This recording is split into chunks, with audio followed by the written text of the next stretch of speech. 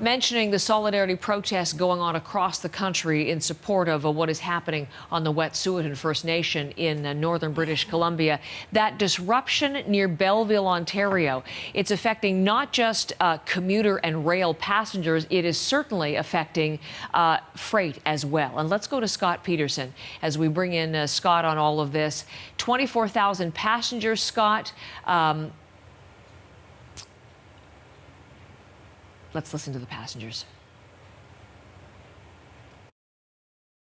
The text last night that the train had been canceled, so last minute plans, got on a bus at 7 a.m. I just don't have the money to afford a $500 flight right now. Big hassle and inconvenience for sure, but just the tip of the iceberg.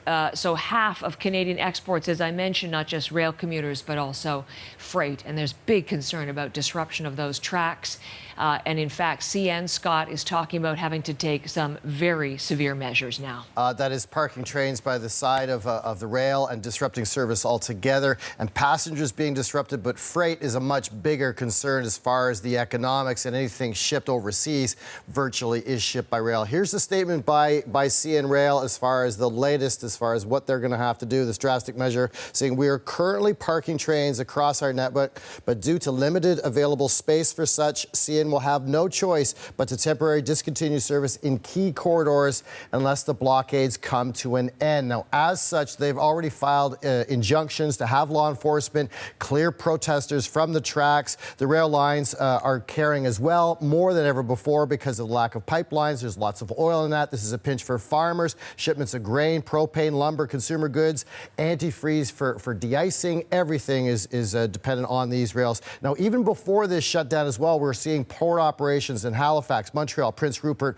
all affected by this. And as you mentioned, Heather, as well, the 157 scheduled trips between Montreal and Toronto by via rail canceled till Thursday as well. That's about 24,000 commuters affected there. So this is such a big problem now that Minister Garneau, Transport Minister, is looking at this. He said that this is responsible, the shipping, the freight, about $300 billion per year.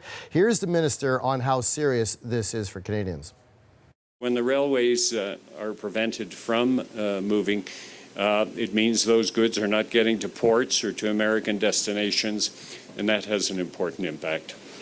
And according to CN as well, this hurts customers as well as far as not being able to deliver on time. And there's also some dispute as to who is supposed to be responsible for keeping protesters away from the tracks. The minister suggesting that this is a provincial responsibility. So we're just a couple of days in, Heather. We'll see how long this lasts. But freight, reputations, and the country as well at stake here with this shipping. And what about share price? I'm thinking of the stocks, CN, CP. Any word on how they've been affected at all through this, Scott? They have indeed. They are under pressure. There's a lot going on here for the rail company, so we'll be watching them again today with this drastic news as well.